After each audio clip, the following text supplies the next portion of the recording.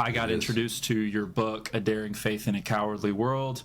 Had a guy, dear family friend of ours, was over, and he was listening to me talk about what I do with men as a men's coach, trying to reignite that godly masculinity. And he said, "Hey, let me read something to you." So he reads me an excerpt from your book, and I said, "Oh, I like that. What's who wrote that?" And he told me about you and what you're doing with Promise Keepers, and I was immediately like, I gotta get on this. So that's cool. How did you get involved with Promise Keepers?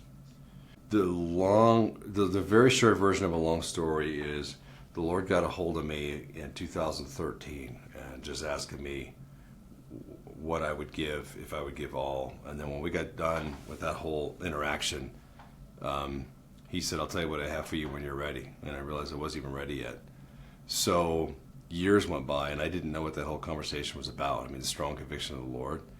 And it was interesting because I started running Waterstone, this big foundation here. And I was like, man, this doesn't seem like that conversation the Lord and I had. It does not seem like that. It was weird. And then a guy walked into my men's discipleship group and said, I'm Raleigh, Washington. I run Promise Keepers. And I went, Promise Keepers? That's still a thing? And then he's like, yeah, Then he asked me to come on the board. I'm like, I don't want to be on the board. And finally, I ended up taking over Promise Keepers to close it down. It was financially, I went to one meeting with them and saw I'm like, dude, let's just close this thing down. And 2 hours before I was going to close it, it took me two months with attorneys to close it down properly. 2 hours before the Lord finally spoke to me again and said, remember that conversation way back when? This was it. Wow. I was like, oh man, I don't want to run a men's ministry. So. Wow. Man, well, funny enough, when my guy told me, "Oh yeah, he's the new chairman of Promise Keepers," I said, "Wow, talk about some daring faith," because I hadn't heard anything about Promise Keepers since my dad was taking guys in the early 2000s. He was a pastor, he was a Baptist preacher in the South, and so he was taking guys to events in the early 2000s. Those were my memories of it, and I hadn't heard anything about it since. So I said, this guy's got to have some backbone trying to revive this thing. So definitely exciting stuff. What's some vision for that? We'll know when we've made it, when Promise Keepers becomes what it is and not what it was. There you go. What I'm saying? Yeah. I mean, dude, there are so many great memories about Promise Keepers. In fact, I've stopped wearing anything that says Promise Keepers on it, like at an airport or something, because I can't get anywhere. Because everywhere I go, people are like, dude, grab me. I've got to tell you my story, and which is awesome. I love it. But when you're in an airport, you got to get places. And right. So it has such a rich history and rich memories. But when it becomes a movement of today, that's ultimately what we're trying to do. And I think it'll look a little different, because I don't think, you never know what the Lord wants to do, but I don't think that filling NFL stadiums is going to be the thing. I think, in fact, I've been going around telling pastors of these huge churches, look, the mega church movement is going to come to an end. It's coming to an end. Because pre-COVID, church had become very stale, and it had become somebody with a talent for speaking had a church, and then you went out and got a really talented band, and so you went every Sunday to hear this band with fog machines and skinny jeans and a talented speaker get up there, and in many cases not say a whole lot that was really meaningful. And you went home and you said, I went to church. Yep. Now people have realized I can go on the internet on Sunday morning, and I can watch Francis Chan or John MacArthur or A.R. Bernard. What do I need to go to church for? Right. And I never felt like I got that much out of there anyway. Right. And so I'm letting guys know that if you don't have tradition, like a feeling of belonging, if you're not really standing on the Word of God with truth, where people feel like, dang, man, I just got banged in the heart by that. And if you don't have a relationship, because like your generation is going, what do I need to go to church for? Like, it's a whole different deal. My generation grew up like, that's what you did. Right. Your guys are like, where's the value? And I don't blame you. Where's the value with church? And the number one thing has to come out of it is relationship around something that actually matters. Like, are these guys, these gals, people I want to know? Are they contributing to my life? Are we doing something? Is there a meaning to all this? And I think skinny jeans, fog machines, and an empty message. Why? You know? Amen. It's good stuff. So can you speak to that a little bit, if you don't mind? I'm 30 years old.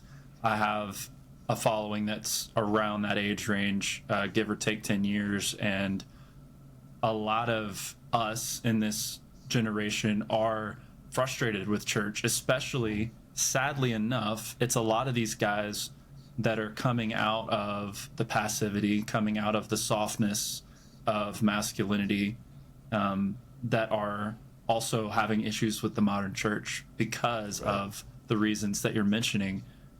I'm trying to encourage these guys not to give up on the church, though, right? Because it's kind of easy to sometimes throw the baby out with the bathwater. So do you have a word for us, like those guys that are struggling with, I don't want to be like the guys in my church, right? Or I have trouble finding a church that inspires me with the kind of hard-hitting truths, right?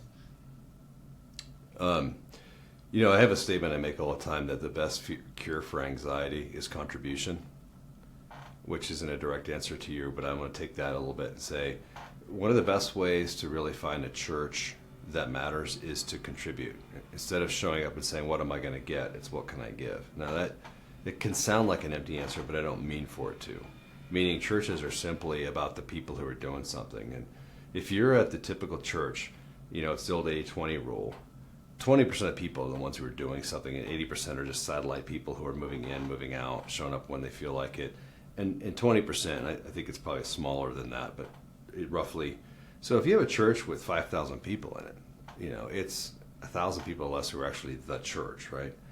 So I would say, number one, what am I doing to make a difference?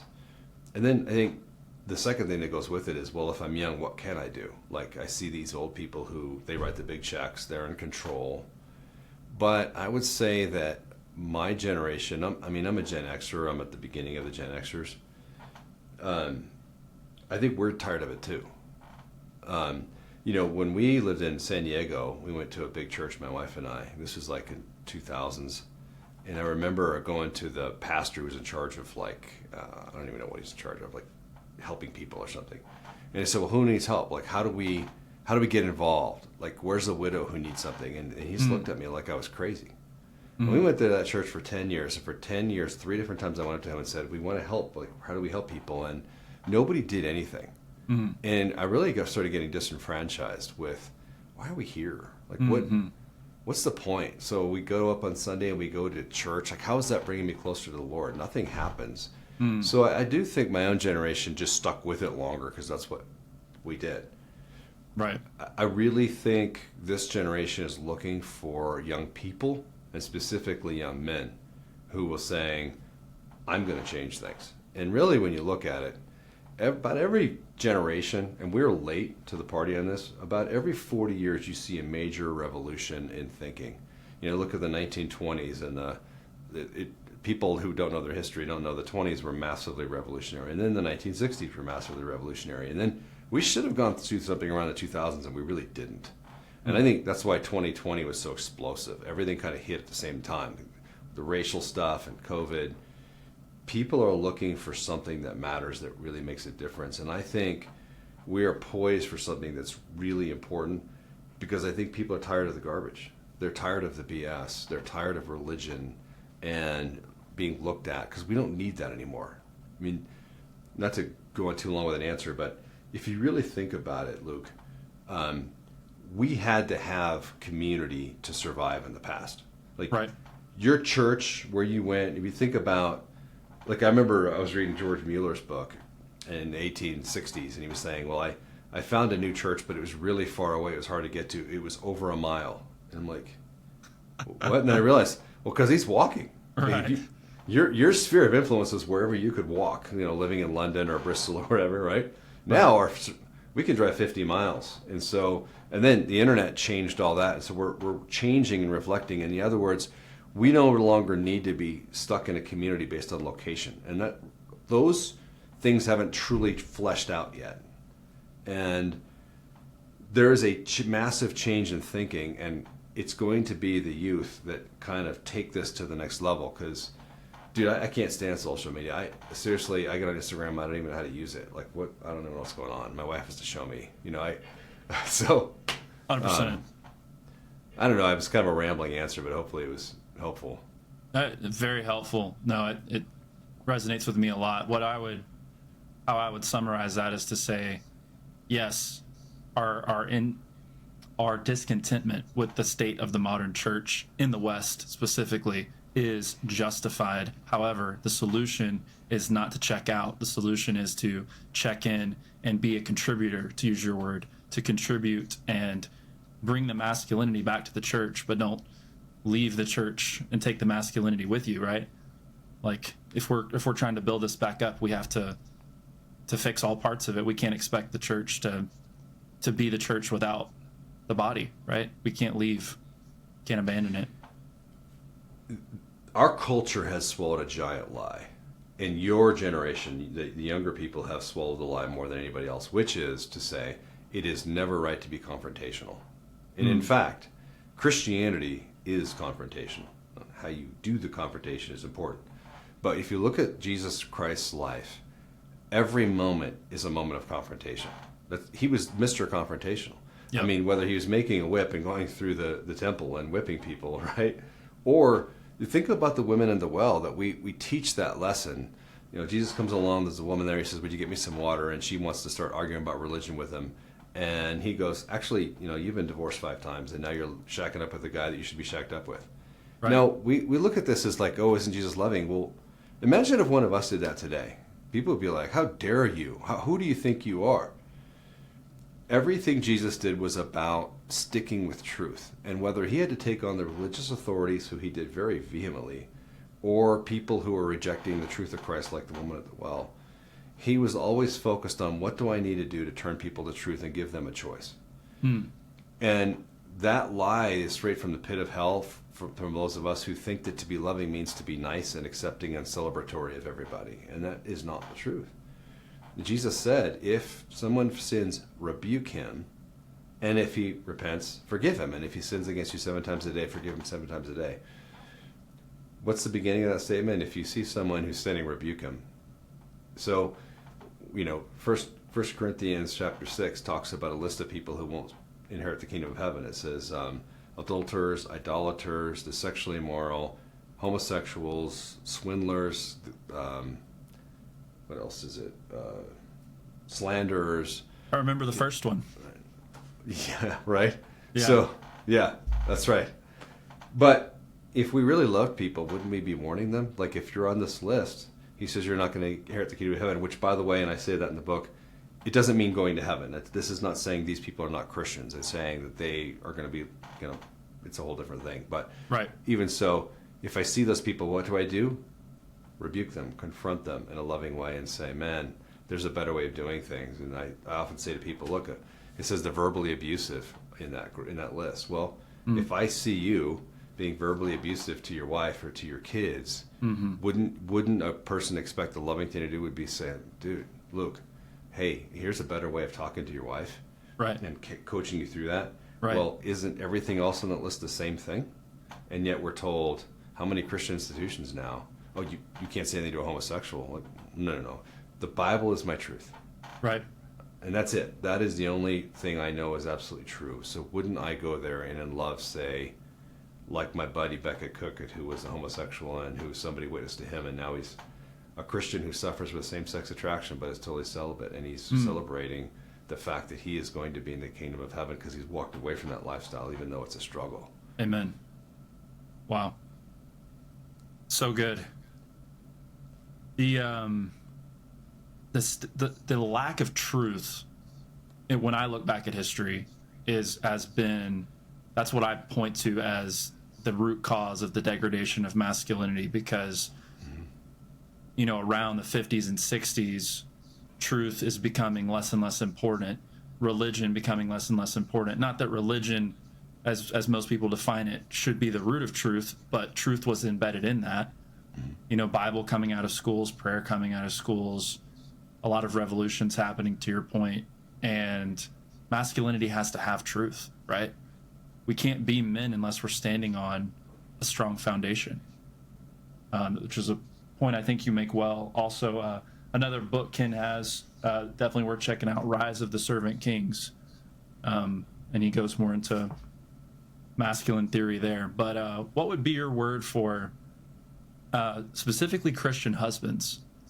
What do you think the biggest weakness that Christian husbands are facing today is? Again, talk about lies in our culture, which we've just allowed to permeate us.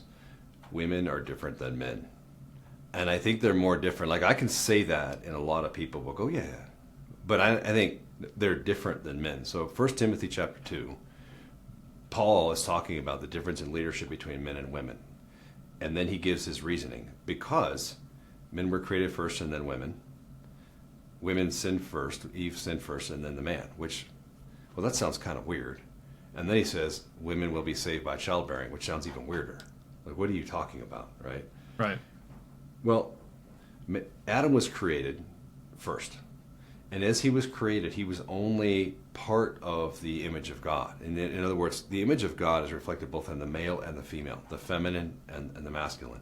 So God created Adam first so that he could see there's something seriously lacking here. I'm not measuring up by myself. Then he created Eve, and then Adam went, oh. And he named her woman. Like, Adam named Eve. He named the animals, then he named Eve. There was a thing there that here is the order of creation. Both masculine and feminine reflect the character of God. Feminine in the female, masculine in the male. If you're a man and you're not masculine, you're feminine, there's something wrong there, and you need to get that fixed. If you're a woman, I mean, I'm not talking about, you don't have to be macho. I guess these terms are also loaded now that people are hearing me going, oh, you're saying I have to go hunting with a bow? No, I'm not saying that. You can be masculine and be, an intellectual or be an artist or anything. I'm just saying that we're very different, and men are to reflect the nature of God in the masculine and then in the feminine. So Paul's going back to the order of creation to talk about that. And by the way, women will be saved by childbearing is a really weird verse that sounds bizarre. And what he really means, we take saved in the Bible and we often think that means heaven or hell. That's not what it usually means. It sometimes means that. He's not talking about saved in that regard. He's talking about how women have a special honor and privilege of creating life in their body that men don't have.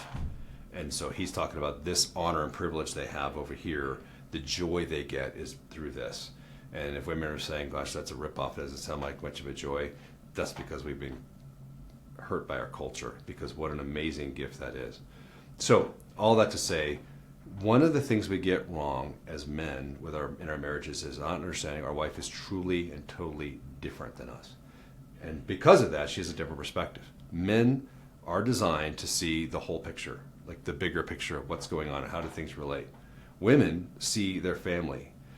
If you really want to get in trouble, cross a woman's family, right? Like, what's the scariest thing when you're hiking? It's a mama bear with her cubs. It's not the male grizzly, it's the mama bear and the cubs. You're just done.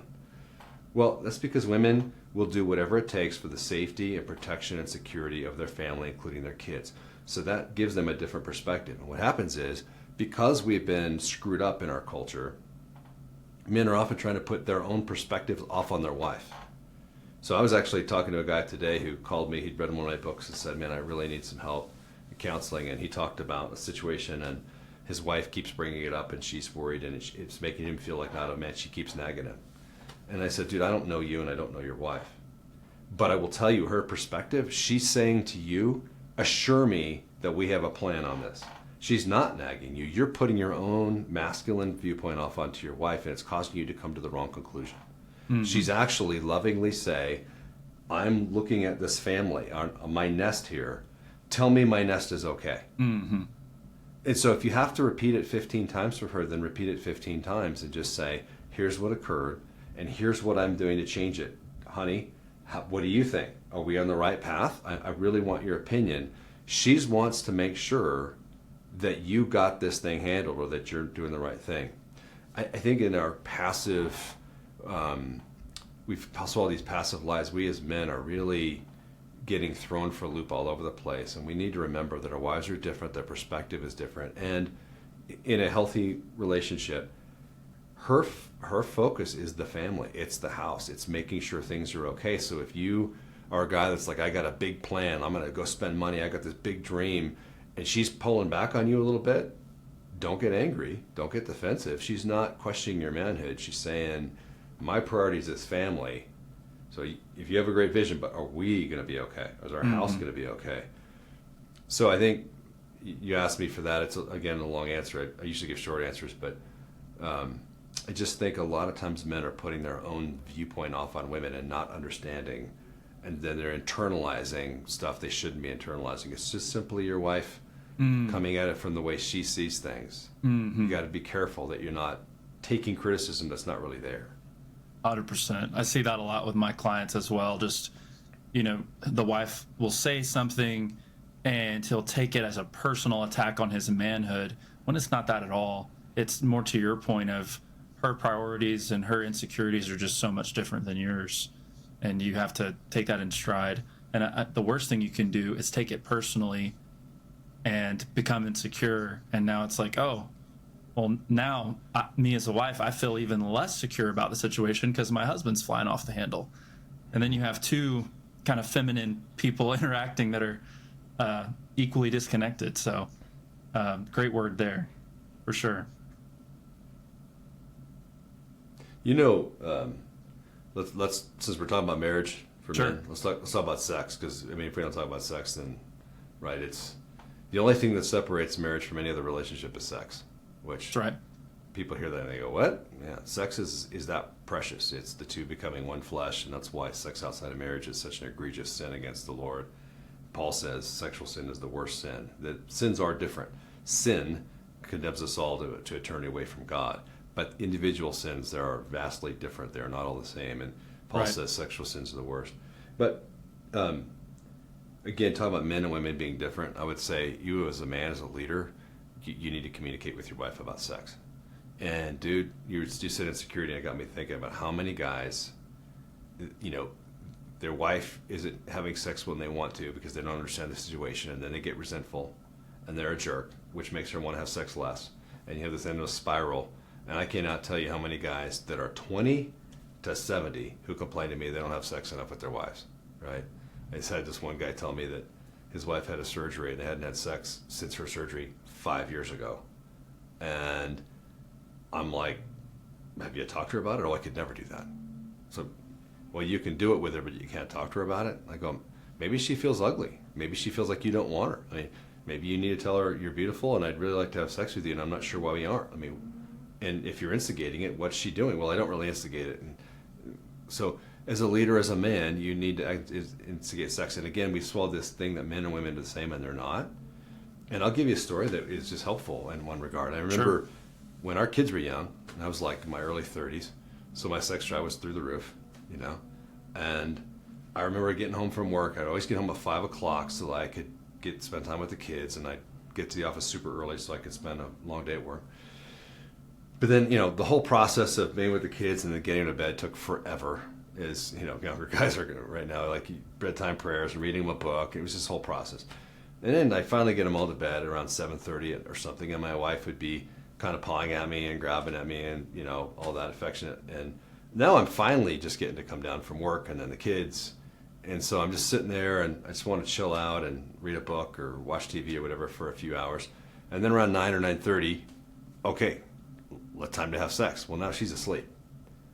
And so finally I just asked her, babe, you're all worked up at 7:30 and at 9:30 you're asleep. She's like, yeah. Well, I don't understand. She goes, what do you mean you don't understand? At 7:30 I'm in the mood, and at 9:30 I'm tired.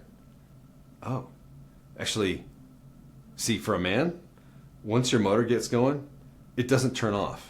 Right. You know what I mean? Right. But it was news for me. Oh, for a woman, it does turn off. She's like, yeah. I mean, I might be in the mood at 7:30. At 7:45, I'm not in the mood anymore. I'm like, well, that just doesn't happen with a guy, right? But communicating, oh, do you want to have sex with my wife? Once the kids go to bed, that's kind of the time to do it. You know what I mean? Right.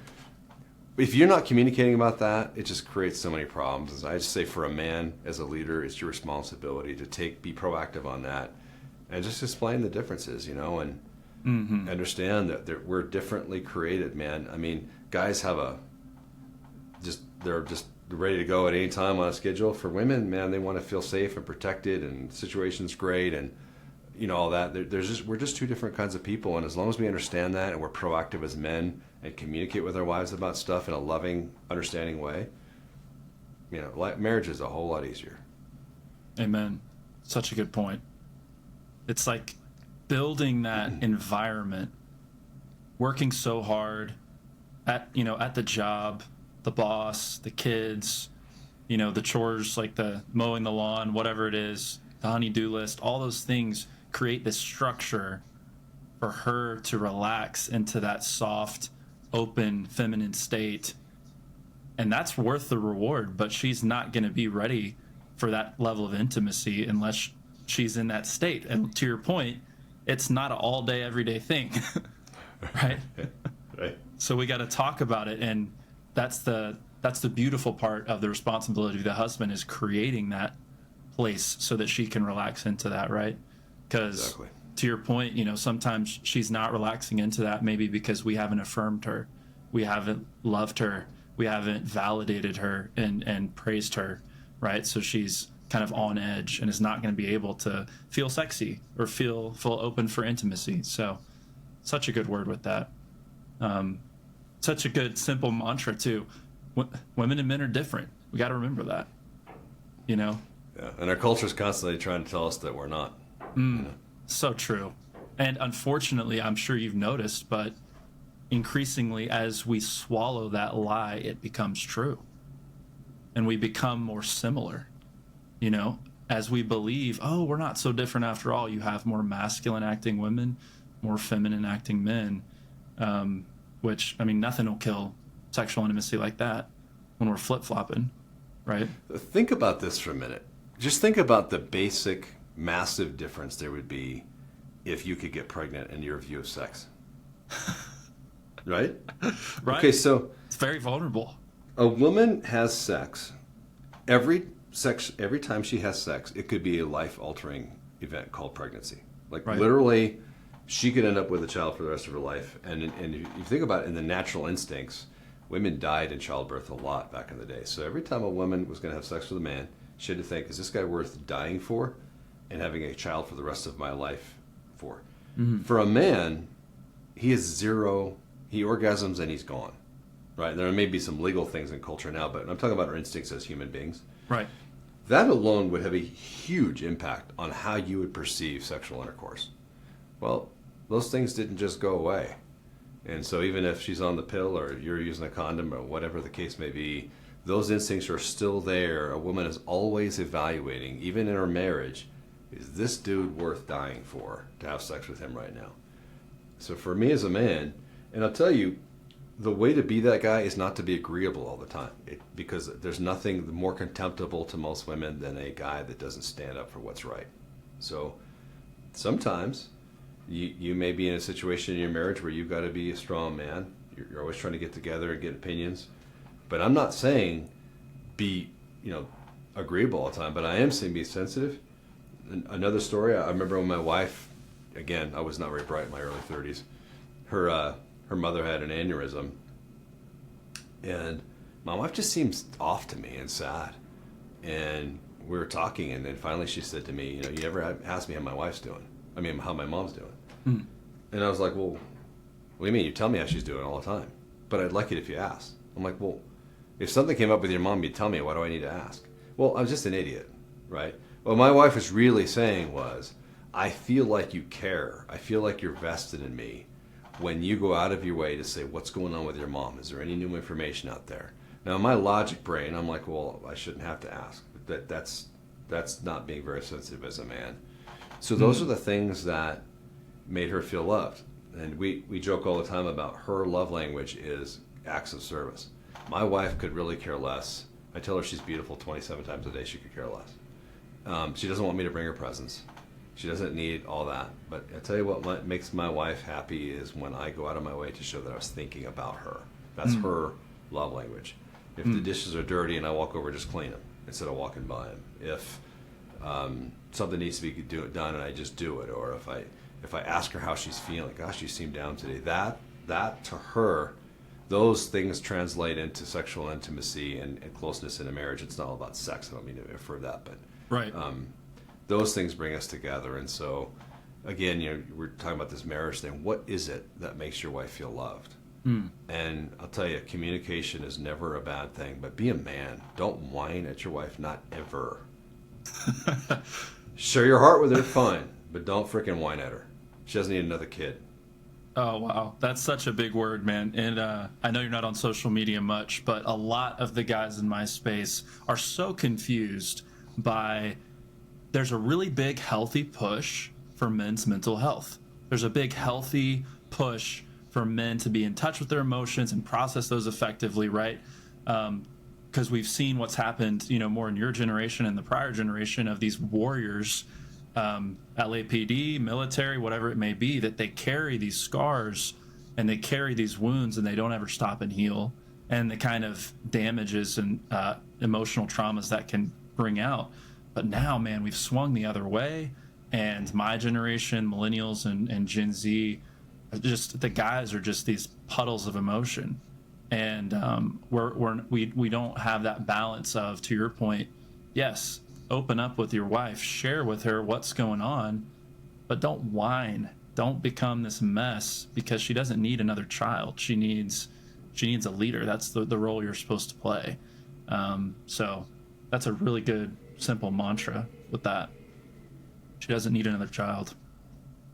Yeah, and that whole emotion thing, you're right, man. It's gotten way overplayed, and there's bottling things up isn't the greatest thing, but also expressing your emotions to everybody who walks by isn't either. Self-control has a part of it, and I obviously, I'm ex-LA cop and Marine Corps OCS and all that stuff. I've been around a lot of warriors, and I will tell you that having seen the worst stuff there is, man. I mean, been through the worst and shootings and fights to the death and all this kind of stuff. Sometimes my wife did not have the capacity to understand what I was talking about when I went to her. I remember when I was a cop, I would average over 2 felony arrests a day. I would average over taking 1 gun off the street per day. I mean, foot pursuits and vehicle pursuits and shootings, and it was crazy. My wife was managing a jewelry store at the time, and her jewelry store got burglarized. It was down in Irvine, and so she was just traumatized. There were bad guys who broke into our store and they took some jewelry. To a guy going through what I go through, big deal. But to her, that was a big deal. And so I remember, thank God I actually had the wisdom to listen to her and acknowledge, yes, that was a big deal to you. But my wife didn't need me to go home and tell her, man, I was just rolling around in the gutter today. I used to come home with broken watches all the time. My watches were always just shattered, as I'm in the gutter and, oh, you broke another watch. Yeah, I just, work. What she didn't need to know, well, yeah, and this guy had a knife and he was trying to stab me in the throat with it. And I, finally wrestled away and got my gun. She doesn't need to know all that stuff. So, sharing your emotions, I think it would be choose the right source. And frankly, this is a bigger issue. This is where discipleship is so important. Amen. This is where we need older men. The Bible strictly teaches the older men teach the younger men, older women teach the younger women. We need to have older men listening and pouring into younger men. That's the guy you want to be sharing your crap with. Amen. Not your wife. Some things, yes, but man, if you need to find an older guy, and because I tell you, because our culture has become so effeminized, not feminine, I mean the bad version of it, right? That every child needs two parents, a mother and a father, because mom is there to say, little Johnny skinned his knee, oh, let me kiss it, it's better, put some Bactine and a Band-Aid on it. It's going to be okay, Johnny. And that's great. But every once in a while, little Johnny needs dad to go, yeah, you're not hurt that bad. Get up and keep going. And then he goes, I'm not that hurt. And he keeps running. That's right. Well, we need that as men as well. There are times to talk to your wife about. And there are times when you need to go to our men, and they need to listen. And every once in a while, that older man needs to go, stop your frickin' whining. Yeah, your dad sucked. Okay. But what are you going to do about it? Now you're a dad. Now you're a husband. Stop whining about your dad. Understand there's some pain there, but don't obsess on that. Who are you to your kids? And we used to learn that in the LAPD was, you have a partner. We always said 2 men cars. chew up the meat and spit out the bones. Meaning every partner has good things to bring to you, and every partner's going to have things about him that you're going to be, I don't want to be like that guy. Mm-hmm. Right? Well, each man should be that same way in all of his relationships. Okay. My dad taught me some ways maybe to be a man, and he also taught me some ways not to be a man. That's right. And let me know the difference and not obsess and whine about him. Right. Wow, yeah. Great word with the community too. That's another reason why it's sad to see the church not being what it needs to be, and why we need to return to that, because the context of that discipleship often is going to happen within the church. And if you're blessed, fortunate, you can find those godly older men in workplace environments sometimes. But I mean, it's kind of luck of the draw with that. Being the local body of Christ is where that stuff is supposed to happen. So I'm so glad you bring that up, guys. If you're listening, go seek that out. You have to make it happen. One of the proverbs, I can't remember which, is there is deep wisdom within the heart of a man, but you have to draw it out. A lot of times Yoda doesn't come to you; you have to go find him. And if you're not plugged into church, then you're not in the right atmosphere for that to take place. That's good. And it's funny, we religionize things sometimes. If you're a young man and you're going, well, how do I find a guy who's a mentor? Like, it doesn't have to be this formal thing of we're going to get together for an hour every Tuesday over coffee and we're going to talk about stuff. Because guys just don't do stuff that way. That's not how you pull stuff out. Okay, it's my time to go find an older man with whom you have common interests and go do that. So if you're a golfer, go find a guy and maybe 3 guys and make a time to go golfing every week with them. And man, if you're a hunter or fisher or skier or whatever it is that you do, play basketball, just get together as men and stuff will come out naturally. You'll start to talk with each other. That's how you form relationships, is by doing things together. Don't have a formalized little deal. I think that's where there's a lot of failure coming. I hear a lot of guys your age going, I can't find anybody to mentor me, and I find a lot of guys my age going, I'm trying to find somebody to mentor, I can't really. It's just because we're trying to do it all formal. Just have a relationship. Just be friends. Do stuff together. Right? That's how men develop trust.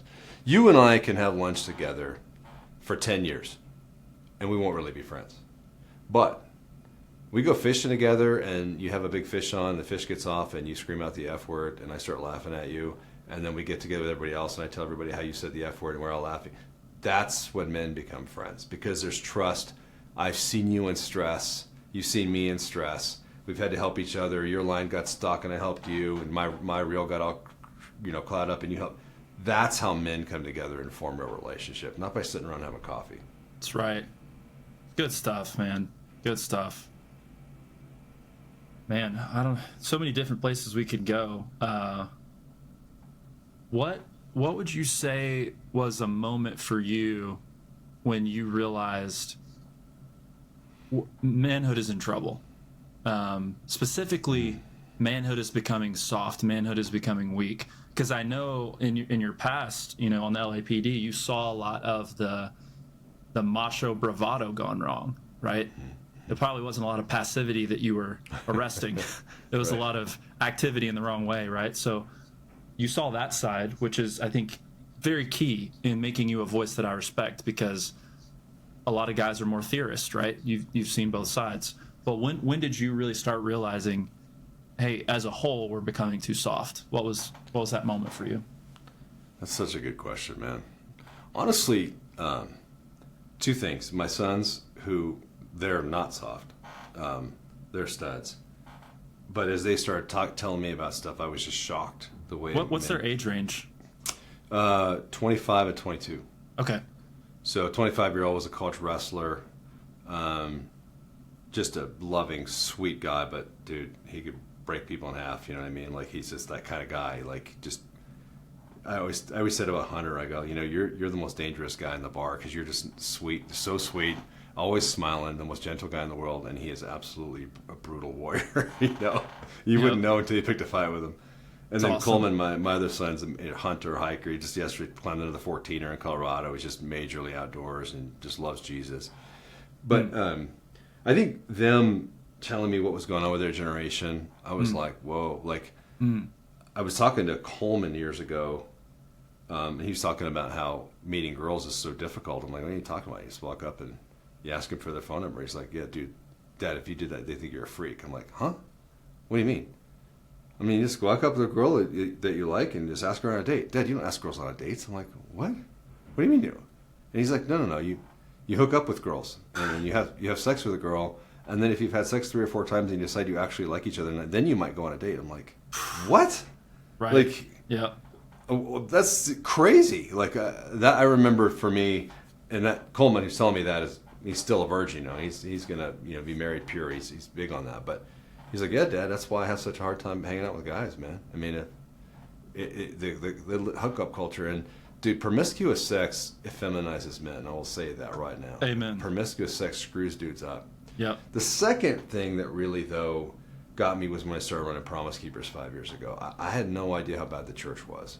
Because you're right. I mean, my friends are military guys and cops, and I don't hang out with a soft group of guys. I started meeting all these pastors everywhere. I do remember, it's a pretty funny story though. Maybe the first inclination was when I was taking my daughter. She's 28, and I was taking a look at Christian colleges when she was in high school. So we went to a bunch of the usual Christian schools, and she finally looked at me and goes, Dad, I can't go to any of these schools. And Ashton's a beautiful, blonde, blue-eyed girl, I'm like, why? She goes, these guys are all so effeminate. I can't, I don't want to be around them. Was that a proud dad moment or what? You said, all right, that's my girl. We're that's not right, settling baby. for anything. Oh, that's good. But then I'm like, okay, let's go look at one more. Let's go look at Liberty University. Dad, I don't want to go. Just give me, okay. We'll go to D.C. and we'll spend some time together and we'll go to Liberty. So we did. And we went to Liberty, and I remember the cross-country team went running by her with their shorts on, their little sweaty T-shirts, And I remember Ashton just kind of standing there watching them. She looks at me and she goes, I'm home. My daughter's like me. But I'm like, man, she was just starved for like Christian masculinity. And when she finally saw it at Liberty, and I ended up marrying an amazing man, a husband from Liberty. But dude, as we were touring these Christian schools, I'm looking around going, what's with these guys, man? Whoa, Man, what's your theory on that? Because it's such a common thread where guys are kind of the knee-jerk reaction to, I'll call it third wave feminism. We can get political and talk about feminism, or we can say, hey, it's done some good and it's done some bad. But the most recent wave of it, where it's like men and women are the same, and we don't just want equal rights, we want to be like the same people and all those kinds of things. It's, in my experience, it's had this effect of like guys who are trying to come out of effeminacy are repulsed by the church because there's so many effeminate men, Christian men in the church.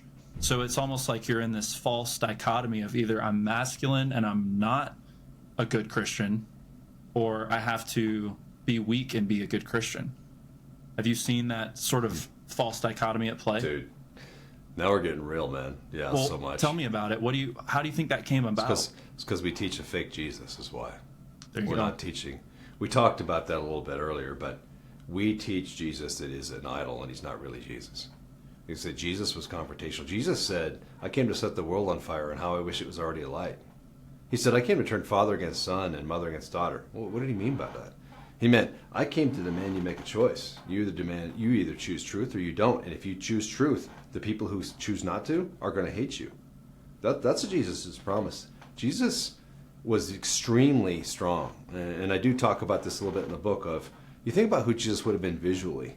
He was a rock mason. He was a carpenter in a day when the Romans had cut down all the trees. You were a carpenter. You were carrying massive rocks and then chiseling those rocks and moving around. Jesus would have been buffed out. I'm not saying he was a big guy, I don't know.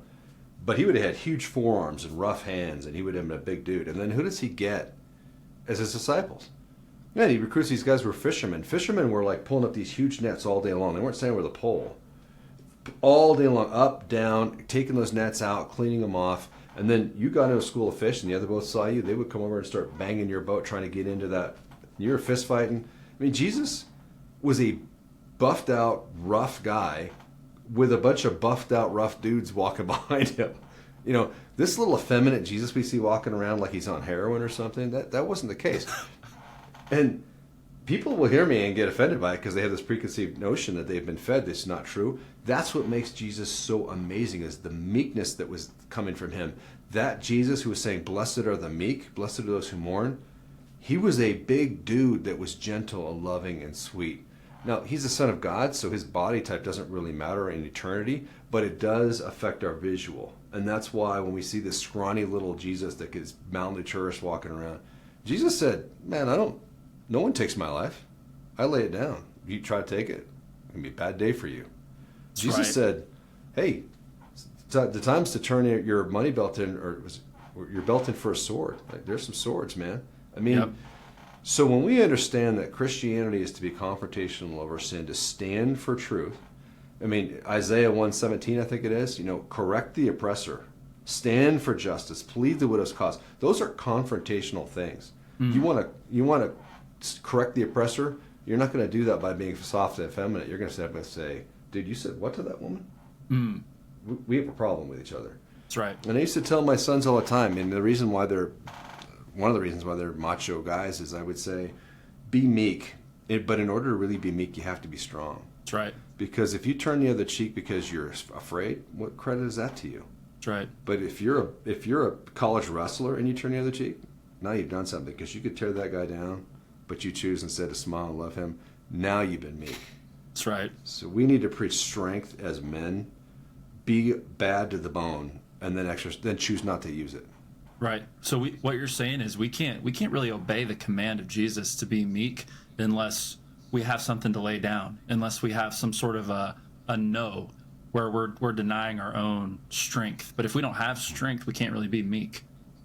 Yeah, and I want to always be careful, because I'm really working hard to demachoize Christian men's ministry. And every time you go to a Christian man's thing, it's some dude with a sword. I'm like, I can't think of the last time I wielded a sword, Right. It's sword fighting exercises.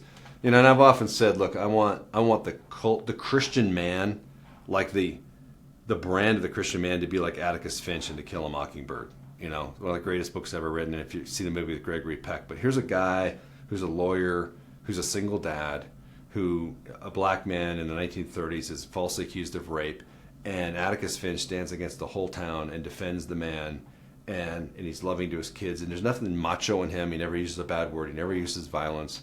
He's out there in his rocking chair reading his Bible with his pipe, giving his kids wisdom. That's a man. So right. I'm not saying you got to be macho and strong and a black belt or any of that stuff, but what I'm saying is there's lots of ways to be strong. You can be intellectually strong. You can be a really big intellectual and really know things, and then choose not to shred people with your knowledge, but to be gracious and gentle. But I am saying, be a man, be strong in your spirit, and then use that to exercise gentleness. That's when you've become meek. That's right. Yeah, it's this idea of backbone. It's not so much muscles as it is fortitude and spirit. Yeah. One of my gripes is, well, it's a gripe, but it's also a call to arms, right? Is like the church of late is more known for what we abstain from than that which we do, right? Where it's a bunch of don'ts. It's not a bunch of do's. And the thing I like about your book, specifically A Daring Faith in a Cowardly World, is bringing back the do's, bringing back the call to arms of like, we have a calling, a proactive calling. It's not just don't cuss, don't sleep around, don't lie, don't steal. That's almost like a side note. It's all about what we should be doing, The don'ts are to teach us that we need Jesus. And then after we have Jesus, it's all about the doing. So, yeah. It's funny.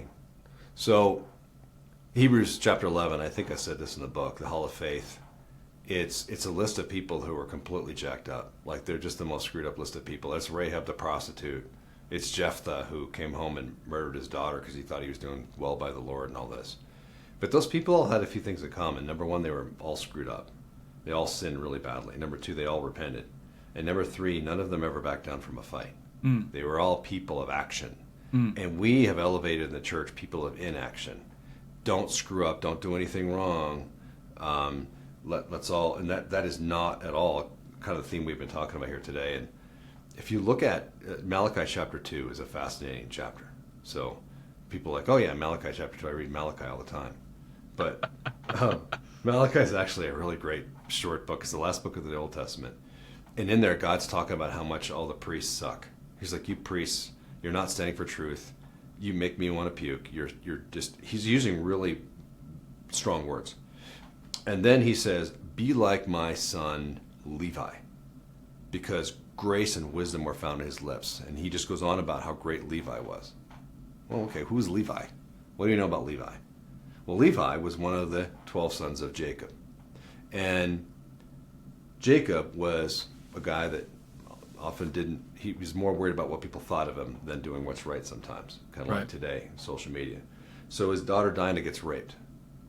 This is in I think Genesis 31, 32, something like that. Daughter Dinah gets raped. So the guy who raped her liked raping her so much that he went to his dad and said, hey, buy me this girl as my wife so I can rape her whenever I want to. Right? So they go and they're negotiating with Jacob, and the boys come in from the field. The patriarchs come in from the field, and they can't believe Jacob is sitting there negotiating, selling his daughter off to the guy who just raped her. And Levi is kind of upset by this, and he goes, you know what, man? Okay. Yeah, I'll buy off. And the brothers are looking at him like, huh? And he's like, but you guys got to get circumcised first, you and the whole town. And then if you get circumcised, and they're like, okay, so this prince goes back and says, hey, I really want this girl, so everyone in town's going to get circumcised. So 2 days later, at the height of their pain, or 3 days later, Levi and Simeon go into town and they kill everybody, every man in town. And then he rescues Dinah. So Dinah's been locked away. She's a prisoner. He's rescued her. He slaughtered all the men. He brings her back to Jacob. And Jacob goes, what did you do? You brought trouble on me today. So imagine, Dinah just got rescued from her rapist, and her dad's reaction is, you brought me trouble. And Levi looks at his dad and says, should we have let him treat our daughter or our sister like a whore? That's the end of the story. Until 40 years later, Jacob is now blessing the patriarch. He's on his deathbed, and he goes, Levi, you brought me trouble. You won't have any inheritance in Israel. Curse you. Well, he was right. Levi didn't have any inheritance in Israel. He ended up becoming the father of the priestly tribe. And all of Israel got 1/12 of the land, except for Levi. They got 1/10 because everybody had to give to them. So the Levitical tribe got the most. God's saying, look at Levi, be like Levi. And what do we know about Levi? That's the only thing we know about him. When he saw injustice, he stepped in. It may have been overzealous. Maybe not every man in town needed to be killed. I mean, that's not the point of the story. The point of the story is God saying, look at this guy. Bold, standing for truth, standing for honor and justice for his sister.